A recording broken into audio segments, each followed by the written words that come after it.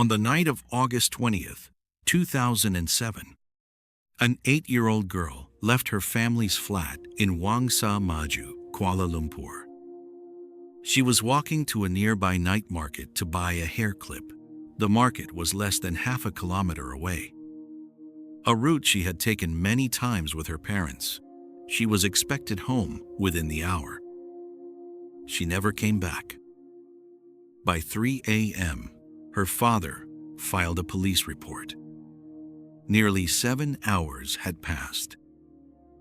At the time, there was public confusion over whether missing persons required a 24-hour waiting period. Police later clarified that no such rule applied to children, but those first hours would become part of the question. Her name was Nurin Jazlin Jazimin. Nurin Jazlin Jazimin was 8 years old. She lived with her family in Section 1, Wangsa Maju, a residential area in Kuala Lumpur. The night market she had walked to was active, as it usually was. Vendors lined the streets. Families moved between stalls. The distance from her flat to the market was short and familiar. When Nurin did not return by around 8:30 p.m., her parents began searching immediately. They walked through the night market. They asked vendors. Some remembered a young girl earlier in the evening, but none could tell them where she had gone. They checked the surrounding streets and nearby shops. There was no sign of her. By 3 a.m., the report was lodged. Police began immediate checks in the area around Wangsa Maju. Officers canvassed the night market and nearby roads. CCTV cameras in the vicinity were reviewed.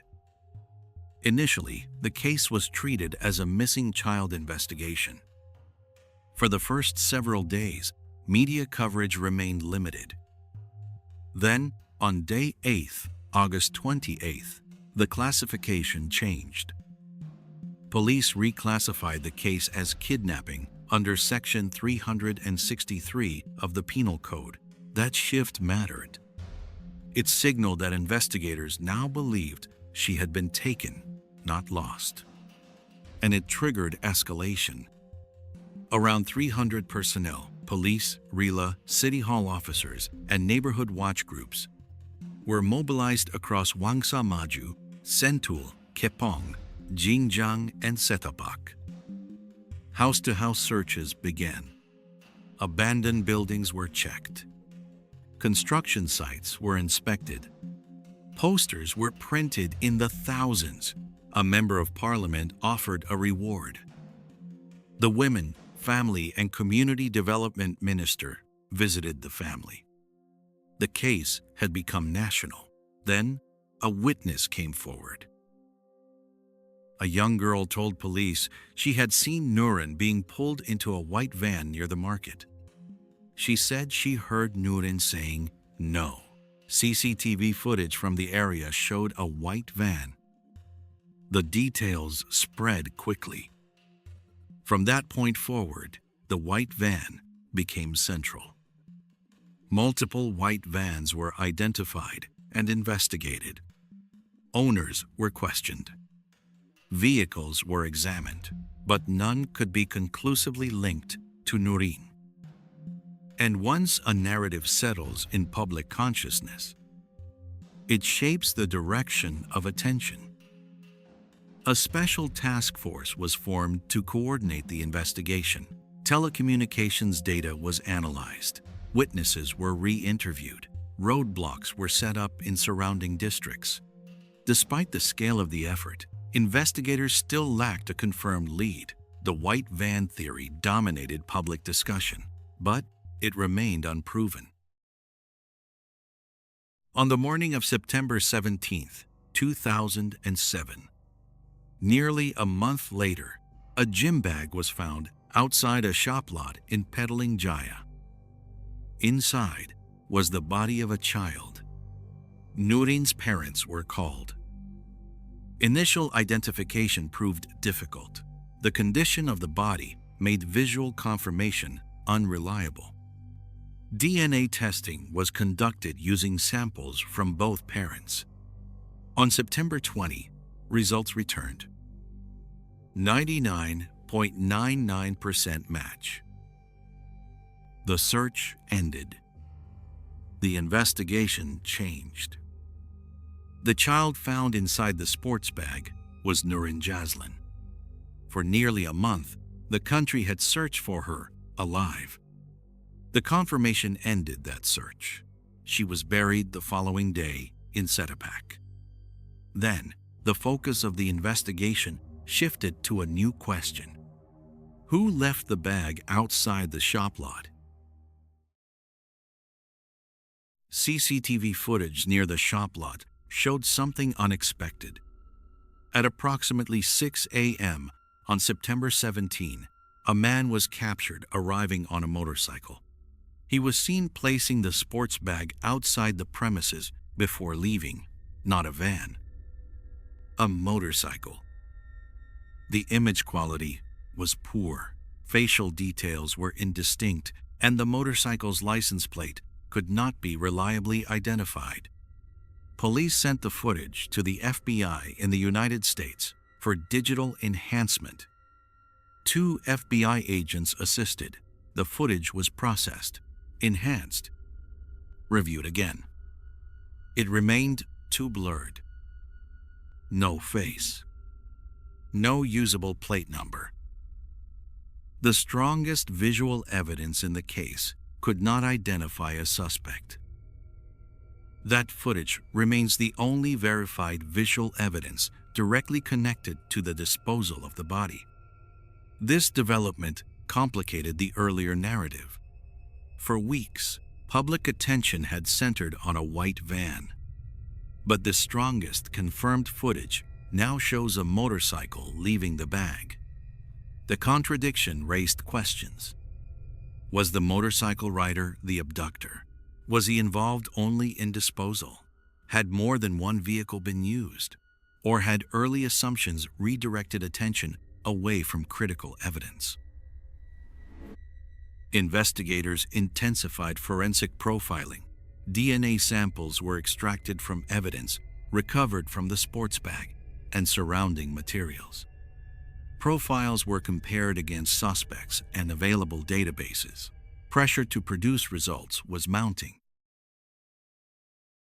On September 28th, 5 individuals, 4 men and 1 woman, were arrested in Nilai and Shah Alam under Section 302 of the Penal Code for murder.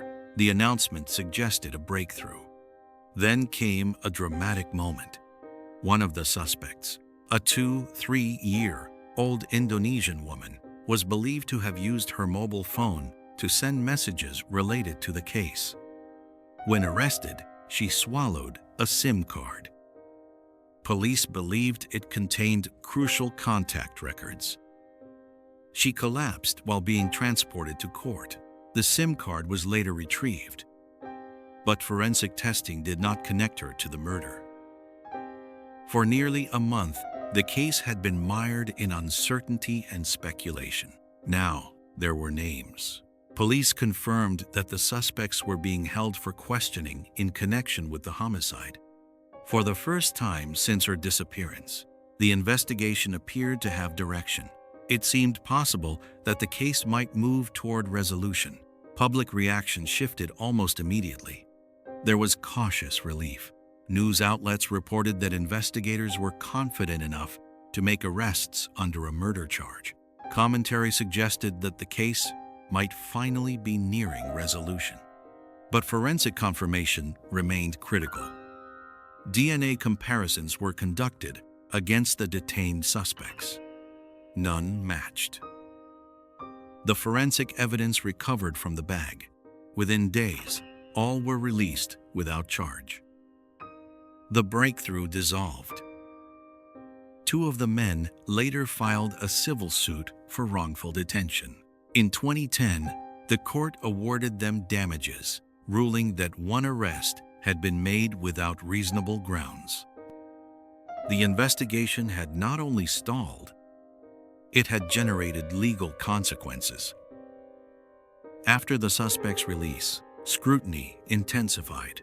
The CCTV footage became a focal point of criticism. Why had cameras in a major urban area failed to provide usable identification?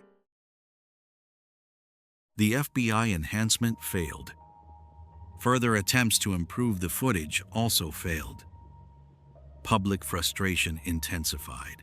At one point, Inspector General of Police Musa Hassan suggested the possibility of investigating Nurin's parents under the Child Act for negligence. The statement triggered nationwide backlash. Political leaders criticized the suggestion. Civil society groups objected. The focus returned to the unresolved core. Who took her? Why had they not been identified? Despite task forces, international assistance, DNA profiling, and multiple arrests, no one was charged. The file remained open. The case triggered national reform discussions. In 2008, the DNA Identification Bill was tabled in Parliament. It passed in 2009 by a razor-thin 48-47 vote.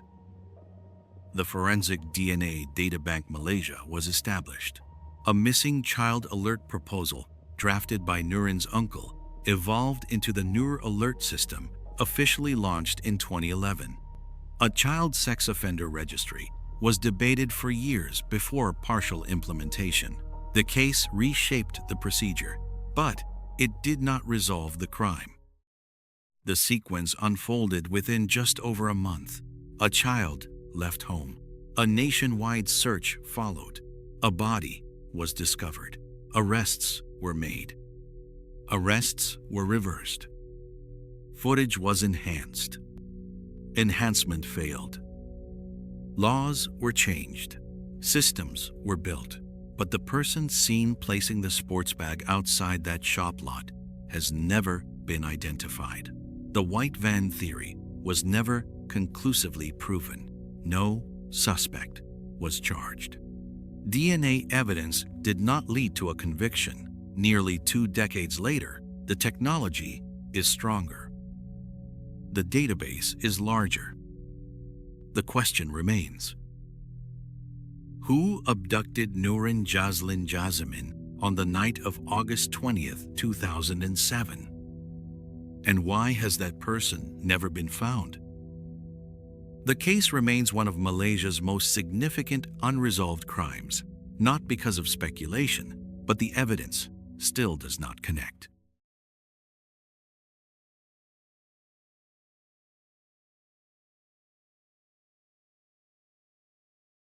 If stories like this matter to you, if you believe some stories should not be forgotten, consider subscribing to SilentAsia.